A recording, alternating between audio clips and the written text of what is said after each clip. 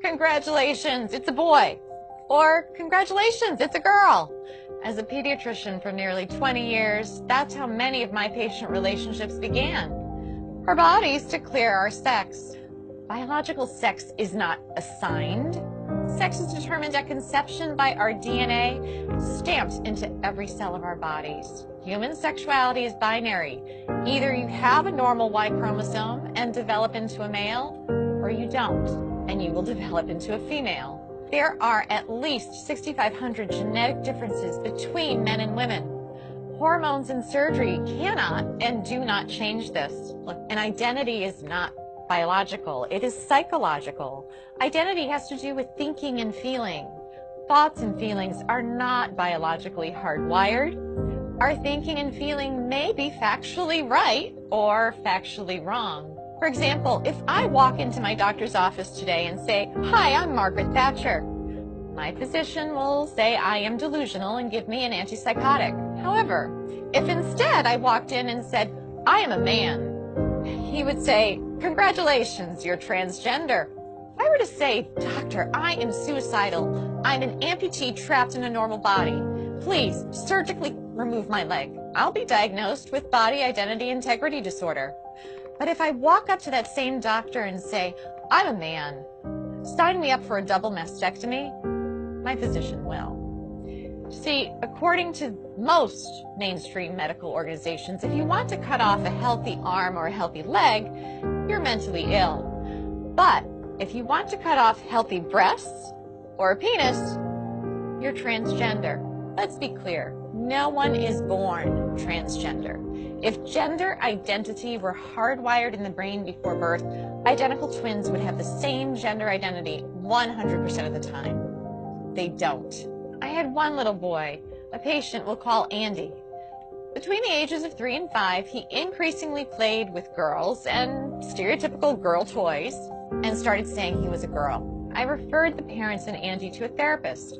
Sometimes mental illness of a parent or abuse of the child are factors. But more commonly, the child has misperceived family dynamics and internalized a false belief. In the middle of one session, Andy put down the toy truck and held on to the Barbie and said, "Mommy and Daddy, you don't love me when I'm a boy." What the therapist learned is that when Andy was 3, his sister with special needs was born. She required significantly more of his parents' care and attention. Andy misperceived this as, "Mommy and Daddy love girls. If I want them to love me again, I have to be a girl." With family therapy, Andy got better. Today, Andy's parents would be told something quite different. They would hear, "This is who Andy really is. You must change his name, ensure that everyone treats him as a girl, or else he will commit suicide." As Andy would approach puberty, the experts would put him on puberty blockers so that he could continue to impersonate a girl. Experts assure us it doesn't matter that we've never tested puberty blockers in biologically normal children. It doesn't matter that when blockers are used to treat prostate cancer in men and gynecologic problems in women, that they cause problems with memory. We don't need testing.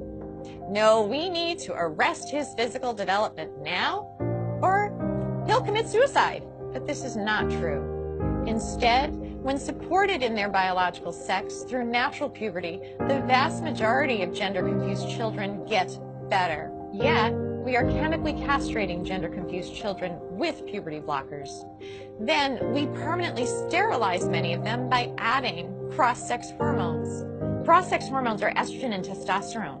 Those put young children at risk for heart disease, strokes, diabetes, cancers, and even the very emotional problems the experts claim to be preventing. P.S. If a girl who insists she is a man has been on testosterone daily for 1 year, she's cleared to get a bilateral mastectomy at age 16. Now, mind you, the American Academy of Pediatrics recently came out with a report that urges pediatricians to caution teenagers about getting tattoos because tattoos are essentially permanent and can cause scarring. But this same AAP is 110% in support of 16-year-old girls getting a double mastectomy, even without parental consent, so long as the girl insists that she is a man and has been taking testosterone daily for 1 year. Let's be clear, to indoctrinate all children from preschool forward with the lie that they could be trapped in the wrong body disrupts the very foundation of a child's reality testing. If a child can't trust the reality of their physical bodies, who or what can they trust? Transgender ideology in schools is psychological abuse that often leads to chemical castration, sterilization, and surgical mutilation. If that's not child abuse, ladies and gentlemen, what is?